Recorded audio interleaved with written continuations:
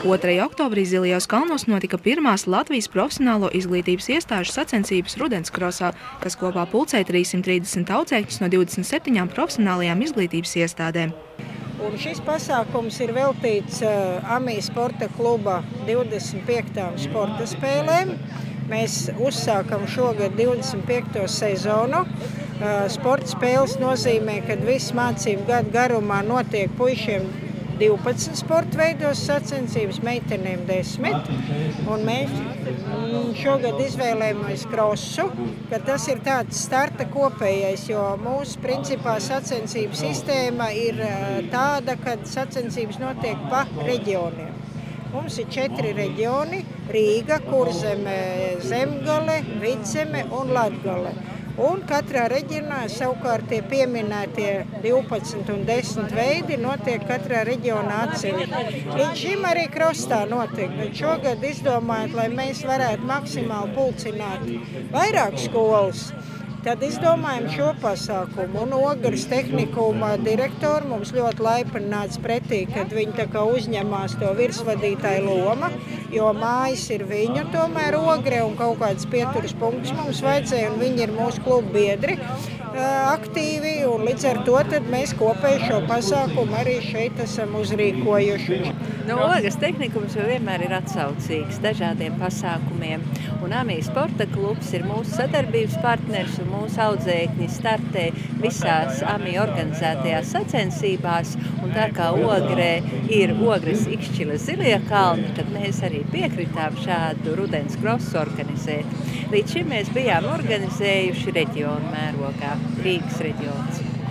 Sacensību atklāšanas uzrunā piedalījās arī Ikšķils nodomes priekšsēdētājs Induls Trapiņš un Ogres nodomes priekšsēdētāja vietnieks Egils Helmans, kuri sportistiem novēlēja izturību un augstus rezultātus. Tas ir ļoti liels prieks un gandarījums, kad mēs savā teiksim, teritorijā kopā ar Ogres pašvaldību esam arī izveidojuši tādu sistēmu, un tādu iespēju, ka šeit var notikt šāda mēroga pasākuma. Un šie profesionālās izglītības skolu audzēkņi viennozīmīgi var redzēt arī abu pašvaldību darbus, gan, ko mēs arī strādājam, kādā veidā mēs sakārtojam šīs teritorijas, kā mēs viņas attīstam.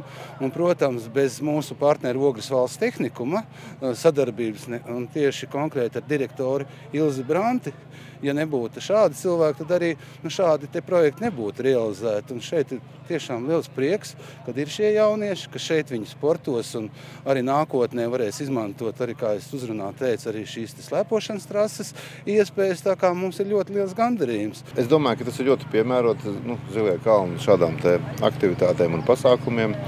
Un mēs esam pietiekoši daudz arī strādājuši un piesaistījuši šo te uzmanību, lai Zilie kalni tiktu sakopti un savesti kārtībā. Jo tas ir dabas parks, kas piekļaujās ļoti tuvu gan Ogres, gan Ikšķilas teritorijai. Un abas šīs te pašvaldības ir uzņēmušās šefību par šiem kalniem. Tā kā es domāju, tas ir sekmīgs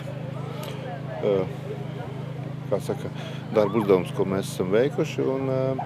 Un arī ļoti patīkami, kad jaunieši var būt šeit darbā. Viņi var dabā, viņi var sportot, visas šīs aktivitātes veikt, tā kā ļoti labi. Meitenēm bija jāveic 1 kilometra distance un puišiem 3 kilometra distance. Konkurence bija liela un dalībnieki trasē cīnījās līdz spēku izsīkumam. Kā jau krosā, protams, ir jāskrien kalnā un jāskrien lejā, un ir, protams, nav līdzena, nav tā kā pa skrejceļu stadionā, kā jau krosā. Bet, tas piedarās pie šī te sacensību stila. Varēja būt vieglāk, nedaudz tas kalns tāds, tur vienā vietā ļoti grūti bija pat kalnu skriet, bet kaut kā izturēja, kaut kā dažreiz tur apdzina mani, dažreiz cits. Bija labi, patika. Tā mēs sākumā skrējām, es pat izrāvos tur trinekā, un tad bija tā, ka meitenes vienkārši skrēja priekšā, tad man padeni pat palika. Bija tā, bet nekas noskrēja un ir okei viss. Pie finiša iesita, lai tā kā neieskrietu. Ludmila Ivanova. Tāpat tās apdzina. Galvenais, ka noskrējām. Krasts tāda interesanta kalnaina ar pakalniem, kur var aizskriet tā diezgan ātri, bet bija kopumā tīri labi. Trasa nebija nemaz tik grūta, vienīgi tas, ka bija pārāk daudz celmu un bija kā paklupt. Gāja man diezgan labi. trasa bija pasmaga, bija pagrieziens ļoti slikts. Man nepatika, ka bija jāmet ļoti ātrums. Bija ātrs, tad jānomet gandrīz kājām pagriezties un tad jāskrien atpakaļ. Bet tā īstenībā bija viegli diezgan. Nu, kā tev izdevās pirmo vietu izcīnīt? Tas ir laikam treniņi.